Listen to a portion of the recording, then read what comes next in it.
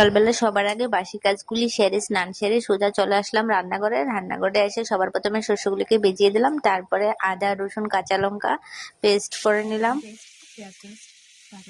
আর এদিকে কিছু পেঁয়াজ কুচি করে রাখলাম আর রসুন ছুলে রাখলাম।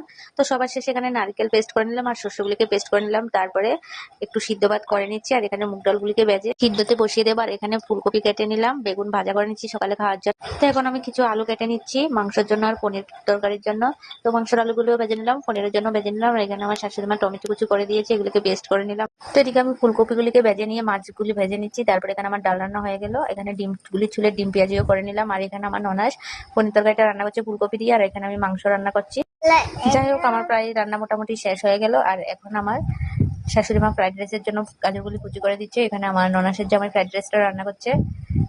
তো এই যে দেখতে পাচ্ছ সবকিছু মোটামুটি কমপ্লিট হয়ে গেল। এখন আমি ঘরটা মুছে নিচ্ছি। তো ঘরটার মোছা কমপ্লিট, এখন চলে এসেছি লাস্ট বেগুনিগুলি করে নেব। তো এই যে দেখতে পাচ্ছ বেগুনিগুলিও করে নিচ্ছি আর বাকিগুলি আমার ননাস করে দিয়েছে। তো আর বাকি আছে পাঁপড় ভাজা। চলো এবার তোমাদেরকে দেখাই কি কি রান্না করেছি। এখানে দেশি মুরগির মাংস আর ডিম পেঁয়াজি, আর এখানে পনির ফুলকপি আলু, এটা হচ্ছে পায়েস, এখানে পাবদা মাছ শস্য দিয়ে ডাল, আর হচ্ছে ফ্রাইড রাইস। চলো এবার তোমাদেরকে দেখাই যার উদ্দেশ্যে এত আয়োজন। তো এই হচ্ছে আমার মামা শ্বশুর ঘরে যা। তো আমাদের বাড়িতে ফার্স্ট টাইম নেমন্তন্ন করে খাওয়ানো হচ্ছে, সেই জন্য এত আয়োজন। তো আজকে ফার্স্ট টাইম এসেছে আমাদের বাড়িতে। তো সবাই তো বসে গেলো খেতে।